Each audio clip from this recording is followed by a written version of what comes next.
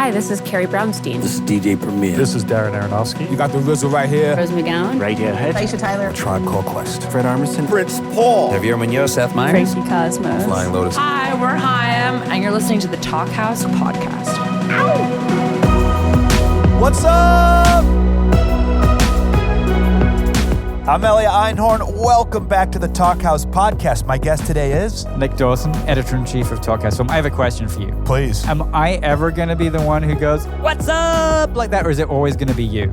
I think we should do it right now. Just give us the I feel best like one I just you got. did it. Yeah, you kind of did it. Yeah, I did. Yeah, how does it This feel? is why you go first. Listeners, we have a very cool show for you today. Ever heard of Cora Crawley, Countess of Grantham from Downton Abbey? Elizabeth McGovern is here with us today in conversation with hit songwriter Gretchen Peters. Yeah, this is a very cool conversation. You know, I'm a big Elizabeth McGovern fan from everything from Ordinary People to Once Upon a Time in America. She was in Wings of a Dove and, of course, was Academy Award nominated for her role as Evelyn Nesbit in the excellent adaptation of E.L. Doctorow's Ragtime, which Milos Forman made in 1981. She's a legend, and the thing that I didn't know about her is that she's got a band. She's making records under her own name now, but the first 3 records that she made is under Sadie and the Hotheads. Sadie and the Hotheads. Sounds like a rockabilly band. A rockabilly band, a bluegrass band, a band that is infinitely cooler than anything I could come up with. I do know people called Sadie, but I never hang out with hotheads. Now, it's Elizabeth's love of music that drew her and Gretchen together. Elizabeth had heard Gretchen's records and was a huge fan, such a huge fan that she reached out to her via social media. Listeners, let's take just a moment and listen to a clip from Gretchen's beautiful new song, Wichita. She's not dumb like me, and I don't want her seeing things she don't need to see. Like some of the things I saw that night in Wichita.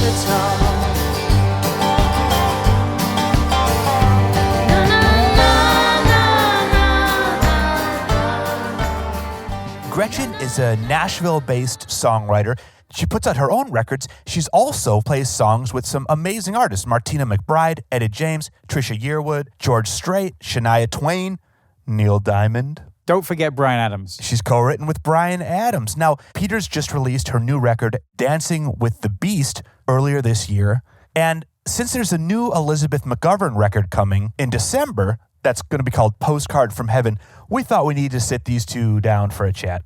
I love it when friends talk, and especially friends who have surprising histories. And you know, I love it when I find out that an actress or actor or writer or director, you know, has this other creative endeavor that they really love and are great at. It's fascinating. Today's talk took place at Elizabeth's home, not Downton Abbey, Nick. It's not Downton Abbey. But her home in London. It's McGovern Abbey, obviously. McGovern Abbey. And they get into a lot. They do. And to me, one of the most fascinating things, as somebody whose partner is also in a similar field, is the issue of working together with your spouse. Right. There's 2 very different perspectives here. Elizabeth McGovern is married to Simon Curtis, who's a very well-known, very well-established British director in film and TV. And they worked together a bunch, and it sounds like with kind of mixed results. It was kind of difficult based on what she said. She was very diplomatic about it, whereas Gretchen Peters is married to her keys player, Barry Walsh, and they get on great. Nick, I have worked at Pitchfork with my wife, Amy Phillips, who's the news director there. I enjoyed it. Ask Amy, though, it's a different question. I will ask Amy. We also hear about what songwriters can learn from actors, and specifically inside the actor's studio. Indeed. James Lipton, he's my Yoda. He should be everybody's Yoda. We also touch on how Roseanne Cash and Mary Chapin Carpenter both love Downton Abbey. And, of course, there's the obligatory question about the Downton Abbey movie, which is coming up, which they're making right now. It's being filmed as we speak. And they discuss the downside of early success. Yeah, Elizabeth McGovern was nominated for an Oscar at age 20. What are you going to do with that? Downton motherfucking Abbey, that's what you're going to do. Oh, yeah, that's right. That's what we're going to do. Should we run the tape? Let's run the tape. So hi. Hi. It's good to see Welcome you. to London. It's good to be here again. I'm really glad we got a chance to do this in person. Uh-huh. Because there was a talk about maybe we'd have to do it over the phone. And Yeah, well, it's my excuse, my chance to see you. I don't get to very much better. I think there are some people out there, anyway, who obviously they know you as an actor, but they may not know that you have a band and that you're a singer-songwriter, and you've got 3 or 4 albums out. We've just finished a 4th, Wow. which is pending. We're hoping to release it in December. So it was a long time coming, the last one. Which is how we met, actually. It is.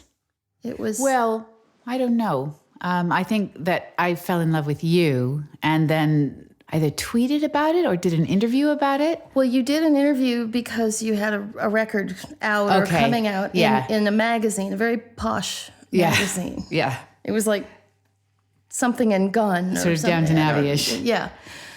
And that's right.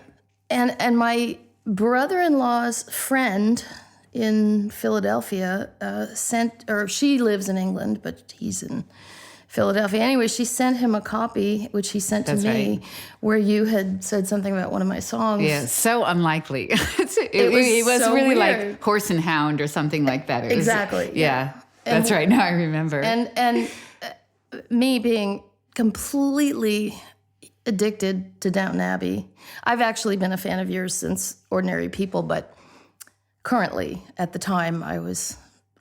Actually, there's legion singer-songwriter, friends of mine in the States that are huge Downton Abbey fans. Mary Chapin Carpenter and Roseanne Cash and myself. So we've tweeted back and forth to each other about, when the new season came out. But, so I reached out to you on Twitter, I think, and said, thank you for mentioning my song. And then we went back and forth a little bit, and then we emailed, and the next thing we knew, we were in London doing a show together. That's right, because you were so generous to give us a spot at Queen Elizabeth Hall, which was just... The aptly named Queen Elizabeth Hall. Yes, as it happens. What a world. Which was I still can't believe it. It was a really, really fun night. So your band is Sadie and the Hotheads, for people that don't know. Yeah. We had to make a managerially advised decision to release this next album under my name, which people had tried to get us to do for years. And we all resisted, and I resisted, because it isn't really an accurate description of how the music is made or how it's recorded or where it comes from, but they just thought it would be easier for people to connect to it on the internet in all those ways. So this one isn't actually officially a Sadie and the Hotheads album, but all the guys that you and Barry know are playing on it. And it does have a kind of slightly different sound to it because of the way it came about.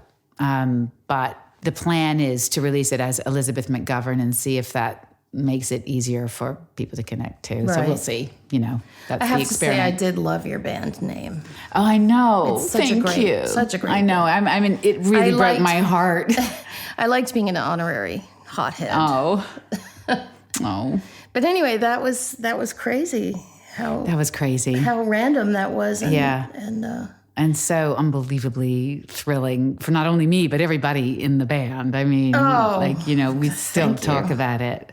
Well, so that was the beginning of everything. And then since then, I've had the pleasure of being just someone who follows you. And this last album of yours is just even more and greater than what you'd done before. So it's a constant inspiration. Oh, thank you. I actually wanted to talk a little bit about something that's related to this.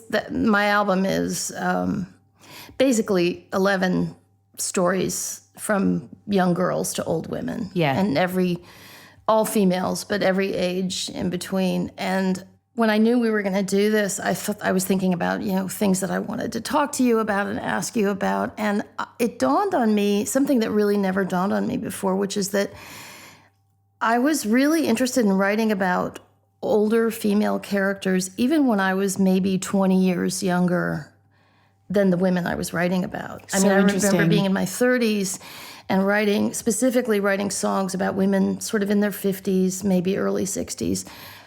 And I never really thought about that before, but I thought those were the characters I was attracted to. They were the most interesting, the most complicated, the most conflicted in some cases. And I I think it's kind of interesting that both of our careers have been basically about telling women's stories. And you and I somehow both seem to have just like flipped a big finger at the idea that you should just shut up and go away by the time you're over 40. I love that. And I think the characters that you've played in recent years are just so complicated and interesting and rich. And I'm wondering, I mean, do you feel like you found your sweet spot? Because I sure do. I couldn't agree with you more. I think that this is the kind of vacuum that exists out in the world today, which is that suddenly a woman is not represented after age 30, just when they start to become interesting. Right. And there's no reason for that to be the case, because there are lots of women out there, obviously, who are older than 30 years old, and they are much more interesting. They have much more to say. Well, not only is there no reason for it, I think it's detrimental to the culture as a whole. If you silence older women's voices, you're losing a lot of wisdom, a lot of, you're just losing a lot. Yeah. And I mean, I'm drawn to the character.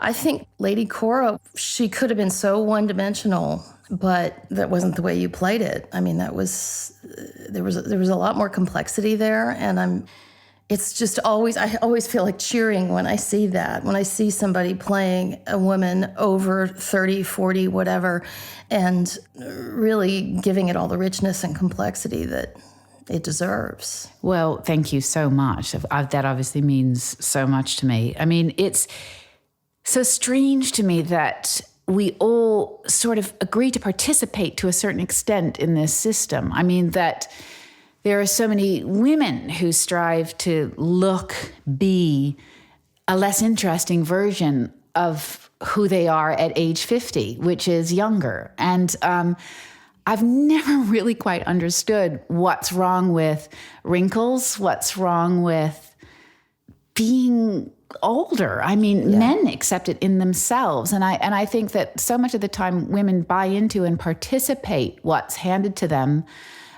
by societal expectation for no reason. You know, if you sort of took some time to step back and think about it. Without examining it, yeah. Yeah, why? Why are we buying into and participating into this bill of goods that we're sold? Well, in some ways, I mean, this is endemic, obviously, in the entertainment business as a whole, but in some ways, in the acting business, it's worse, I think, maybe even than in the music business. At least certain sections of the music, you know, you can be a folk artist and you can be an elder in the folk music world, but it's pretty limited still. It's pretty endemic everywhere. Yeah. Well, I suppose the beautiful thing about music is there is such a solid craft that you have to offer. I mean, and you can create it. You know, especially now, you can record, you can write, you can play. Whereas an actor, you know, that is in movies and television, they can't really do it without participating in the system. Right, it's so collaborative. Yeah. And they've got to get hired to a certain extent. Right. So, you know. Yeah, that's the thing about... the collaborative aspect of it I'm not a good collaborator. I'm not even a good co-writer. So that would be so hard for me to deal with the part of it that's out of my control. Yeah, I think I find it frustrating, to be honest. I mean, that's why for me, doing the music, even though there's nothing that particularly encourages me to do it in terms of success or accolade, you know. I mean, in fact, most of the time I feel sort of ashamed because I don't feel that that in terms of a craftsman, as a musician, that I'm on nearly the level of what I would like to be in order to hold my head high. But there's something about me that needs so desperately to do it that in spite of everything, I keep going. And I think it's exactly what you love about it. It's this sense of control of I can make having something. You can make it. It's Yeah. your voice. It's Yeah. your story. I just read an article today about, it was addressing people who had kept this secret. I think the title was something like, "What's your secret that you don't tell anyone?" And the gist of it was, what is the thing that you've wanted to do your whole life that you've kept inside, shoved aside, and been ashamed to tell anybody that you wanted to do it for fear of, being made fun of or whatever. And I thought two things. I thought, number one, I'm so lucky because I did that thing instead Sure. of keeping it inside. But number two, I thought that thing, whatever that thing is the thing that keeps our life force going. And for me, when I was little, I didn't want to be a singer-songwriter. I didn't want to be a musician. I painted paintings. I tried dancing. I tried. The gist of it was I just wanted to make a statement creatively somehow, and I didn't really distinguish in my mind how I was going to do it. And I think all of us that do something creative probably start out that way. Yeah. Just having in other words, having the urge before actually having the means, I guess. Yeah. I think that's really true. And I also think that there's got to be something in you that needs to do it, even if you fail over and over again at it. Right. Because you inevitably do, particularly at the beginning. And I would say that for me, music is something that personally I consider myself a failure. I'm not great at it, but I think that the fact that I do it, the fact that I just keep doing it, I find that to be important because I think other people should. Because I think it's not about being good. It's not about being able to impress somebody. It's about having the courage to get up and do whatever it is you want to do, no matter what it's like. Yes. And, if people don't like it, they can get stuffed, basically. And, and if they do like it, if they respond, then it's a wonderful coming together and communion and all of those things. And, I mean, you as a musician have come so far. I mean, you're just so at the top of your game, your talent, your writing, but there's a point for everybody where you're not, because you're just starting and you totally. just kind of got to keep going. Oh, I wish I could go back and kind of take back the first few records I made, just That's because interesting. there's so many things. I can hear my tentativeness. I can hear my nervousness. I can hear my, I don't know if other people can hear these things, but I can't listen to them because I can hear so much anxiety and, is this good? Am I, I can hear me watching myself. Sure. But thank God you never ever listened to that negative voice inside your head, which was saying at the time, "Oh, I'm not good enough." And because you needed to do it and you just kept doing it. Well, I think a lot of what we are calling success is just having a really good set of blinders that you put on, and you just kind of go, that was a bad review. Going on, moving on. Yeah, right. If you don't Fuck have it. that, exactly. I'm the first to swear you of the broke two of space. us. Now I'm gonna. So now we both can. Now I'm gonna be swearing all over the place. Yeah, that's really true. And I think that I was playing a festival in Canada a couple of days ago, and one of the guys on stage, it was one of those workshops where a lot of artists all together on stage, and one of the guys on stage made a joke about how he was only in it for the girls. And I thought, I laughed, but I thought, for female artists, that whole part of the equation, that is so not why we ever did anything. Yeah. I mean, I think it's probably true of your impulse to your creative impulse and mine. The last thing on my mind was, it'll make me so much more attractive if I carry a guitar case around the world. That's right. And I can sleep with like a lot of different guys. Right, Yeah. right. No, that's true. That's so right. Not on my list at all.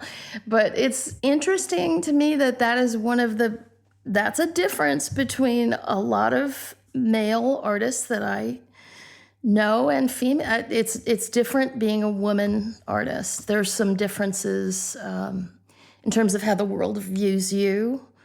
Like, I don't know that a lot of men get the question, how do you balance your career and children? No. You know, you have 2 children, and I'm sure you've been asked that many, many times. Yeah. And I don't think it's really a fair question, but there it is. I've certainly been asked it many times.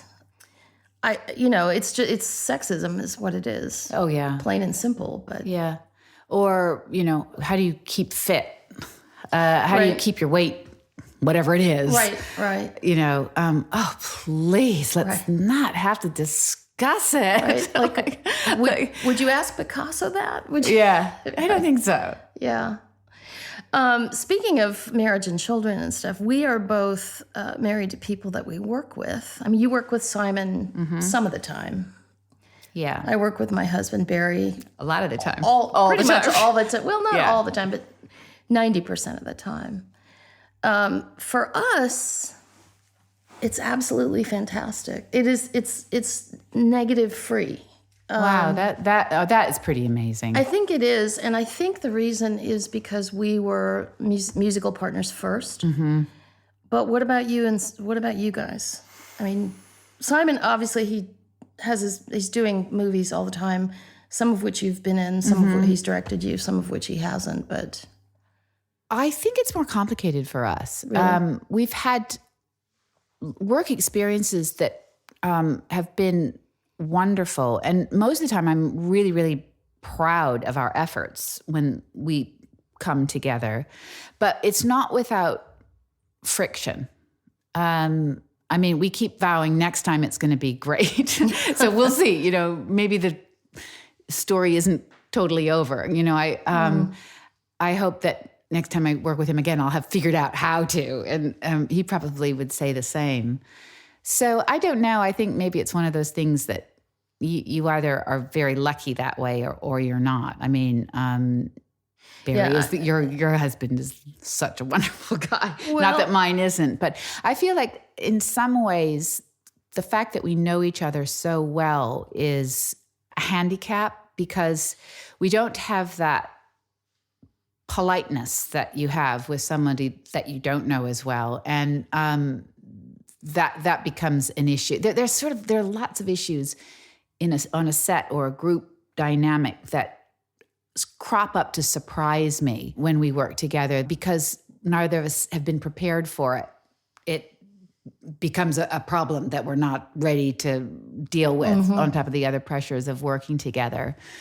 One of them that really surprised me is that it sort of alters a dynamic on a set or in a rehearsal of a play that is hard for the other people that you're working with to negotiate because they just automatically assume that the two of you will have a special bond that they're not. They know you're married. They know you. Yeah. So that you're obviously going to, support one another to the detriment of them or have a sort of intimacy that they won't have. And that kind of surprised me. And that was kind of difficult. I can see how that would be. That would be hard to navigate. Yeah. Yeah.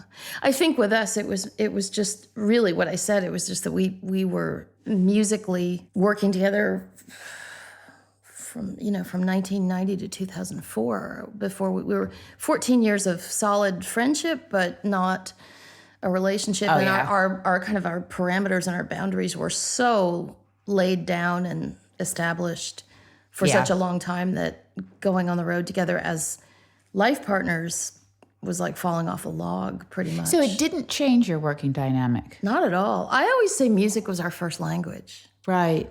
And I really believe that because honestly, I fell in love with him on the stage watching him play. Yeah. Which you've played with him, you can understand, right? Yeah. He plays like an angel. Totally. Absolutely. No, I mean, I really mean that. And I think that was the thing that he has, the gift that he has musically is so beautiful and inspiring to me that I always want him to do that. And in some ways, it was the way that I went down the path of, falling for him. Yes. And so, I don't know, somehow that made it the thing, the first thing, the sine qua non, So, yes. But for whatever reason, he's also very easygoing, which doesn't hurt in terms of, being on the road with someone 24/7. No, that doesn't hurt. It doesn't hurt at all. Yeah, I think that there are certain ways that Simon and I share very much a taste in our work. So that we're drawn to the same kind of projects, and I'm very proud of the work he does. So, I mean, I think that this is an experiment that we'll try again one day.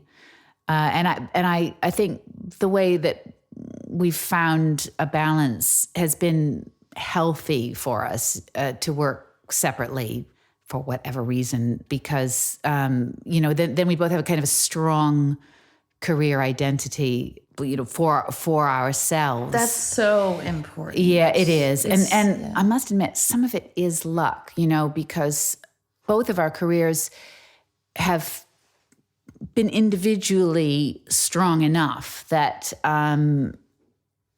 there's not sort of one person that is less than another. We've been, that is just luck. That might not have happened that way. Right. And it might not happen in the future. So we'll have to sort of embrace a challenge that's different if it doesn't. But I think we've kind of worked out. Well, there is a point also that you get to as a human being and also in a marriage when you're just old enough that you're just over the competitive part of life, yeah. I think. I mean, you start to realize that it really doesn't matter all that much. What we were talking about before about, the film industry or the music industry, whatever, sort of setting up this competitive thing about winning. Like, you're not successful unless you win. You're not successful unless you have a hit, movie, play, music, whatever. It's not supposed to be a competitive sport. I've always felt that way. That's like injecting poison into the whole process. Yeah. And the weird thing about the whole thing, about the competition aspect of it, in my experience, is that winning is just as miserable as losing. It's just as complicated. Yeah. So it's the actual act of doing that's the joy. And exactly. The paralysis of winning is the thing that we all think we want is sometimes more painful than being the loser that has the relaxation of just having the thing that you do, that's all there is for you. So I'm guessing that you may be partially talking about being nominated for an Academy Award so young. You were so young. I was young, and actually it was a terribly miserable year for me that year. It is true. It's very isolating. It's very confusing. I mean, I think it would be even for me today. I would also think it probably encourages the successes that I've had I'm grateful for, but they also have encouraged me to kind of watch myself doing what I'm doing, which is anathema to an artist. Yeah. Absolutely. Yeah. I understand what you say completely. I mean, I think that's part of the isolation. You become very self-conscious about everything you do, and self-conscious about interactions with people all of a sudden, because, what is the hidden agenda, why somebody likes you, and all these complicated things. Right. But as young, how old were you when you got? I think I was 20. Good Lord. I couldn't handle breaking up with a boyfriend when I was 20. I can't really imagine. That's a lot for somebody that young. Yeah. To process, and also to navigate all the interpersonal stuff that happens after something like that. Yeah. And suddenly all the other 20-year-olds who were your friend are on such a different trajectory. So who is your friend? I took me a long time to sort of find reality. Yeah. I can see that. It's so true that the joy is in the doing. And I think that's one of the reasons that I love, people have asked me so many times, why don't you just stay home and write songs? As if the reward that I get is financial. Like you could stay home and write songs, and you could make more money and not have to be traveling all over the world and be suffering from jet lag like I am right now and all this. And I just feel like that just assumes so much, because the only part of the music process that's immediate is getting on a stage and singing. So that's very interesting to me. Can you say that you still love it? You still love that? I do. Yeah. I'm getting more and more tired of physically. I mean, it's just the road will beat you up. But I live in my head so much. Writing is excruciating for me. Making records is fun, but it's still cerebral, and it's still, most importantly, it's still removed from feedback. I mean, you're basically like in a little echo chamber doing this I get thing. it. Yep. And then finally, the record comes out and you're out on a stage, and you are hopefully, what I'm aiming for every night is creating a space with you and an audience where some kind of magic happens. Yeah. And it either happens or it doesn't, and it's immediate and it's now. You feel it. And it's church to me. I totally get that, especially having seen you a couple of times. It's just yeah. And it is. It's the only play. I guess it's sort of a Zen thing. It's the only time when I'm out of my head, and I'm really just in the moment. If I'm doing it right, I don't get there every night, but right. But you're making a connection. You're making a connection that is the most thrilling thing, because finally, it's all about making a connection. It is completely. And making a connection with people all over, of all ages, that you wouldn't be able to make the same kind of connection to if you just happened to see them in a store or right, which is why the answer to that question that I get all the time, why don't you stay home and write songs, is how could I? Yeah. What would I write about? Yeah. Why would I even bother to write songs? It's hellish writing songs. I appreciate and enjoy having written them, but I don't enjoy the process much. So, and I love the immediacy of live performance, which I'm wondering if acting on the stage is sort of the parallel to that for you. Yes, I would say so. Because that's got to be so different in your experience of the thing than acting in a film. Yes. And I think I was on the set of Downton Abbey with you once, and you said, I've been here all day, and I walked down a hall. Oh my God. That was all I did. It's very boring. And years of waiting around in a corset. But the stage is a whole different thing. Yeah. And then I guess it's a similar thing. I don't think you have that kind of immediate high of a musical connection. That's a very special thing. But you do have the energy of human interaction, and that oxygenates your entire system. Yeah, for sure. Speaking of acting, I teach songwriting workshops, which is the biggest surprise of my life. Pretty much is how much I love teaching. I've always believed you can't teach anyone to write a song. They either have it in them or they don't. But what I've learned is you can really shed some light for people that are writers. Yeah. To begin with. Yeah. But one of the things that I tell my students is to watch old episodes of Inside the Actors Studio. And they all kind of like cock their heads, and I'm trying to show them the parallel between actors. Oh my God, that thrills me that you songwriters. say that, because that is kind of my instinct too, even though I've never ever taken a songwriting course but like I feel for me, even I feel quite pretentious saying this, but the thing that turns me on about the actual process of writing myself is this idea that you're giving a musical voice to an inner monologue. Yes. I mean, I think that what I've never done as a writer that I love about what you do, or at least I haven't done it to the extent nearly that you do, is create characters and create stories and songs.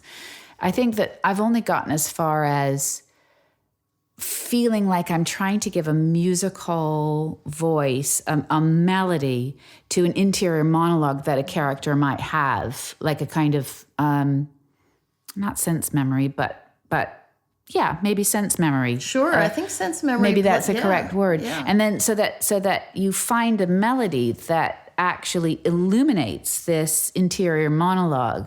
Does that make sense? It makes total sense. And what I tell students is, the reason I tell them to watch actors talking about acting is because I'm trying to let them understand that they have to know the backstory of their character. Yeah. And that even if a character in a song is me, is I love you, whatever. There are two characters involved there, even if that's the extent of the story.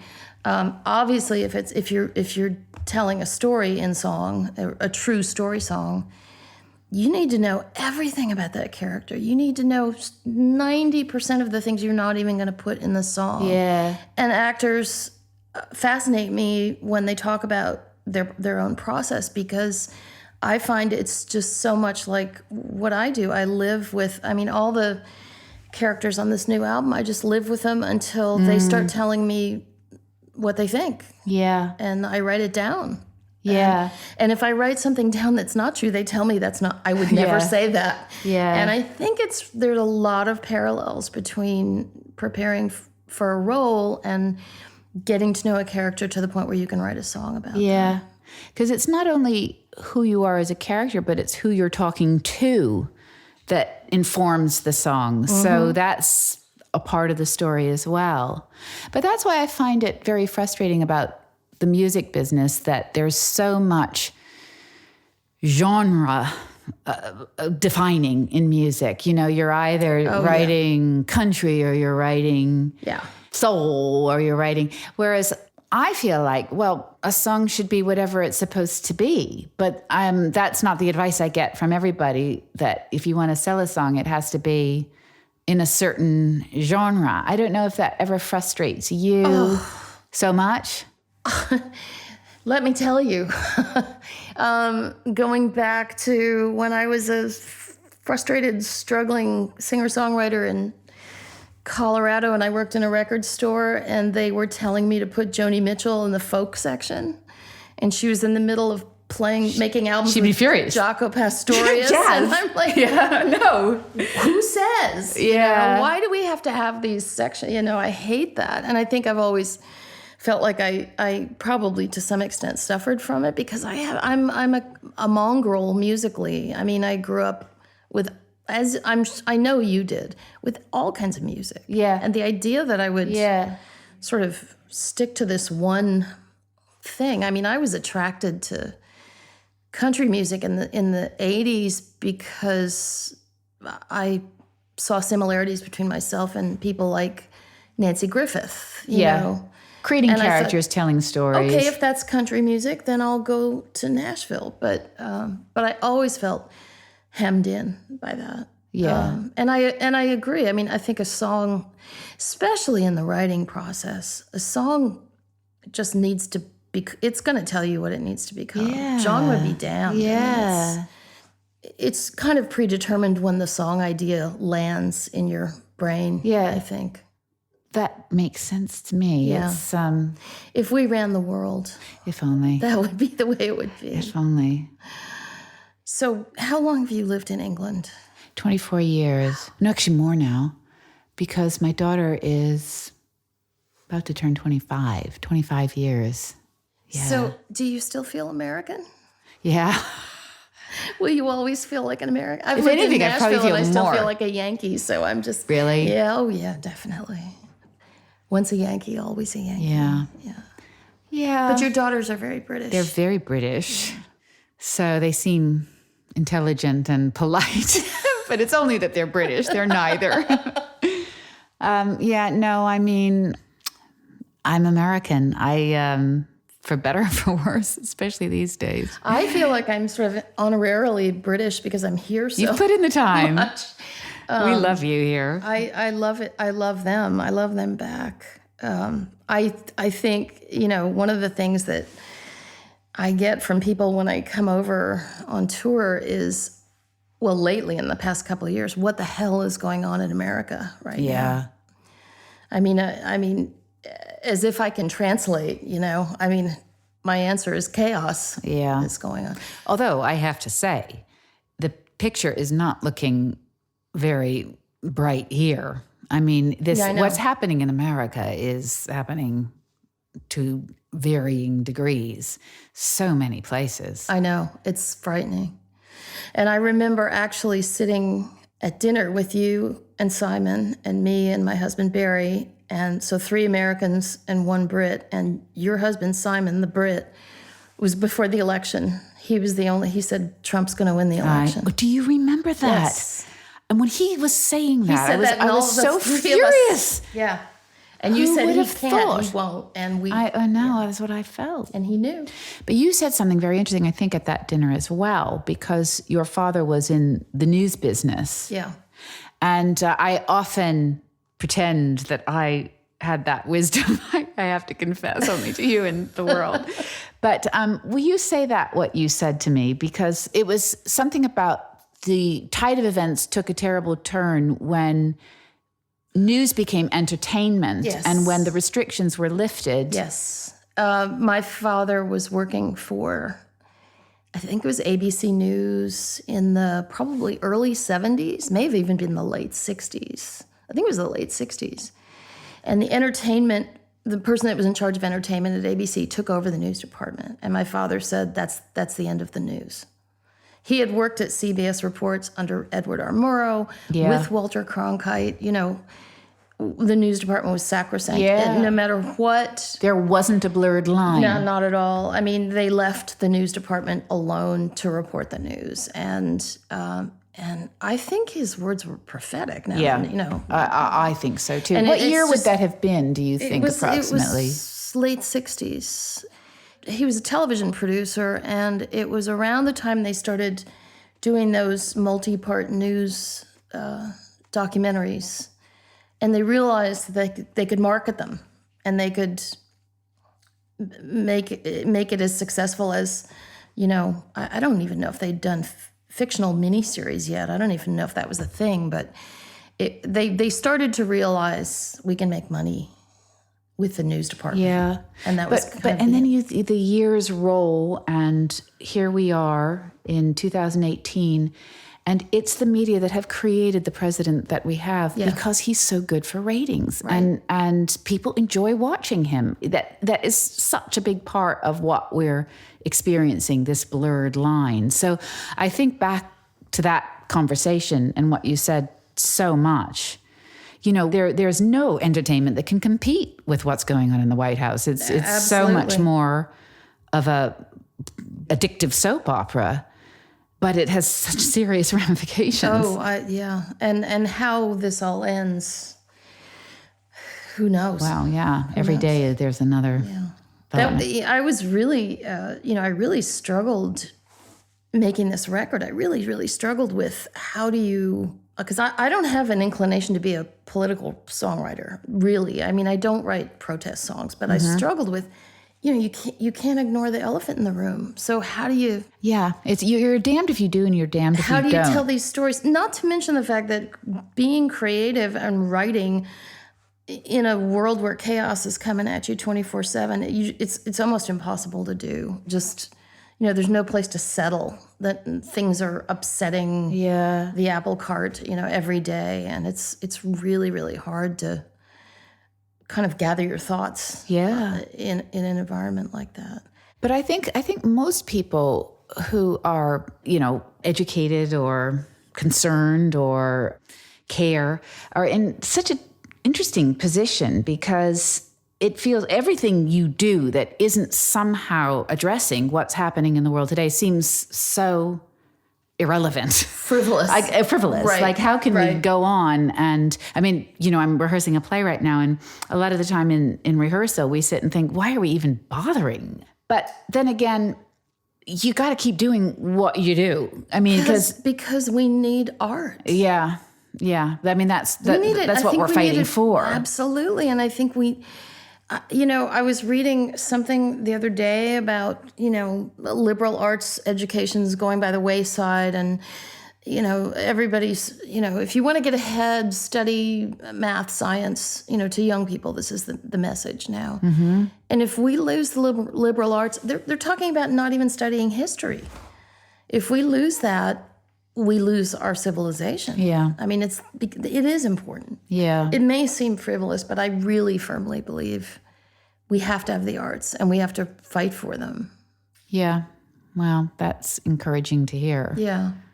So speaking of work, I know that a lot of people, Mary Chapin Carpenter, Roseanne Cash, and myself, are really excited that there's a Downton Abbey movie. Oh, good. I'm glad you are. Please tell me. Tell me all. I mean, I don't want to know. No spoilers. No. I wouldn't dream of it. I'm sure you're legally not allowed to anyway, but... we're starting mid-September. Oh, you haven't? It hasn't started yet? Not yet. Shooting yet? No.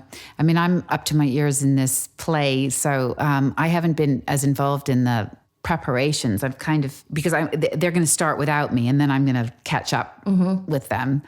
But yeah, full speed ahead. Everybody's there, and the entire cast of characters. Will Highclere Castle Oh yes, feature in the yes. Back to Highclere. You gave Barry and me a great that was tour. very fun. That was really so thrilling to see it in person. Yeah, it's a little dustier than it looks on TV. Yeah, it's not as nice. But it is. It was pretty. Couldn't say that, but yeah, pretty amazing though. Yeah. So when will we be able to see it? I don't know. They'll strategize about the best time to release. There's a lot of stuff that goes, they think about what else is coming out, and they'll make that decision. Oh, I can't wait. You gotta make it first. I'm so excited.